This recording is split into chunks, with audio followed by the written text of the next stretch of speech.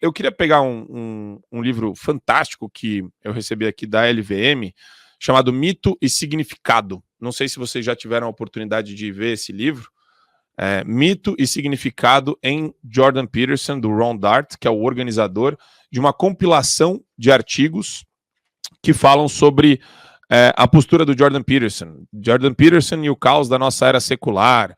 Jordan Peterson, o contra-revolucionário, não marxismo pós-moderno e o sofrimento. Linguagem e liberdade. Peterson como defensor da liberdade de expressão e da liberdade de expressão forçada. E tem vários artigos aqui. Eu acho que é fundamental a gente conversar sobre a importância da formação também intelectual do brasileiro para defender esses valores. E eu queria fazer uma rodada rápida com vocês para bater nessa tecla, porque eu vejo muita dificuldade, Adriles, na maneira como as pessoas se organizam e se mobilizam para defender direitos e garantias que as pessoas consideravam que era algo já pacificado, já conquistado, não precisa lutar mais por conta disso. E eu acho que a formação intelectual, quando você vê uma obra dessa, você ganha inspiração para conseguir se mobilizar na defesa desses valores. Você entende mais ou menos aonde eu quero chegar, Adriles? O Olavo de Carvalho chegou a dizer uma vez, né, que o brasileiro, o problema da baixa cultura média do brasileiro, o que é alta cultura? É você ver a realidade como ela é, não é uma coisa pernóstica, pedante.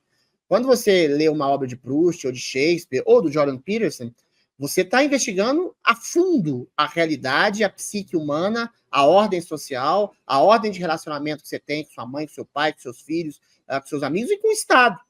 Entendeu? Aí o Olavo de Carvalho, falando dessa baixa cultura brasileira, em média, né? Ele dizia que o brasileiro médio só tem interesse em saber quanto você está ganhando, cuidar da sua saúde, cuidar dos seus filhos. Ou seja, é um princípio de uma mesquinharia, de um egoísmo, que deixou, por exemplo, inclusive, que a gente ficasse 20 anos à mercê de uma ditadura militar, né? Nem de esquerda, de direita, tá? De uma direita positivista. E agora levou a gente a estar também à mercê de uma ditadura de esquerda. Um sinal trocado, mas muito pior do que aquela militar que houve. E por que isso acontece? Exatamente porque o brasileiro médio, comum, está muito mais interessado nos seus problemas comezinhos do que numa conjuntura geral. Eu cansei de ouvir. Adriles, também, por que você foi falar isso? Marco Antônio também, por que você foi dizer isso? É só não dizer, é só se adequar. Essa percepção de que a liberdade é um bem burguês, um benzinho aristocrata, é terrível. E é exatamente a falta dessa percepção que joga qualquer país que tem uma baixa cultura num nível, numa ditadura.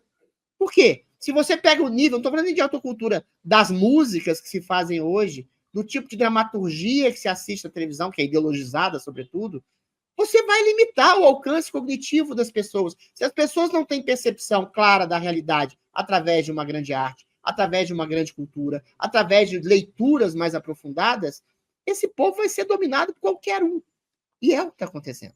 Eu sempre digo, mais uma vez, é muito fácil debelar a ditadura do Brasil. Assim, 2 milhões, 3 milhões de pessoas nas ruas, em frente ao Congresso Nacional, acabou a ditadura.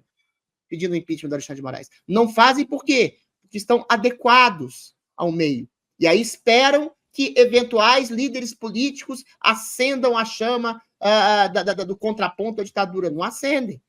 Porque os líderes políticos também são medíocres. Eu não sei qual a leitura do Tarcísio Gomes de Freitas, mas ele está se apequenando enquanto homem de Estado, por talvez não ter um princípio de alta cultura que cabe não só ao brasileiro comum, mas cabe a lideranças políticas.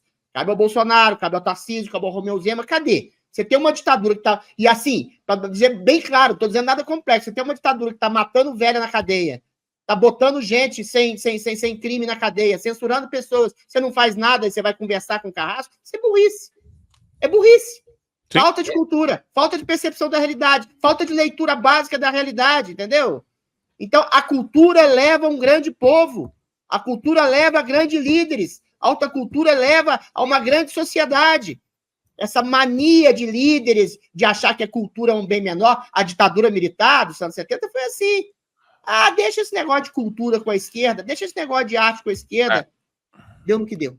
E eu vou jogar uma lenha nessa fogueira que o Adriles colocou para o professor Marcelo.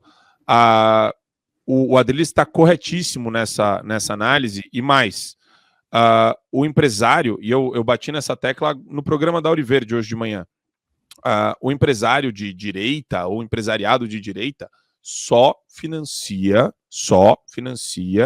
candidatura de político para transformá-lo em uma espécie de despachante de luxo, para ter acesso ao cara, para preservar interesses individuais ou da classe ou do grupo econômico.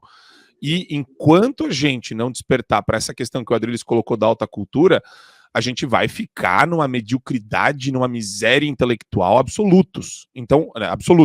E esse é um problema muito sério, professor, que a gente precisa enfrentar, porque eu me inspiro em figuras como Olavo de Carvalho e Jordan Peterson. Por isso que eu recomendo, né? Porque quem quiser comprar o livro, tem aqui o QR Code embaixo do Adriles, coloca lá que vocês vão ter descontos especiais, vocês vão conseguir comprar o livro, mas a questão, professor, tem a ver com isso, né?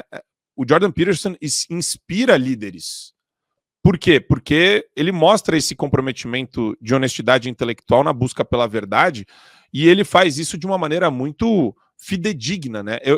Eu me sinto muito feliz de ouvir a maneira como ele expõe. Eu fui na palestra dele nesse ano, aqui em São Paulo, mas é interessante isso.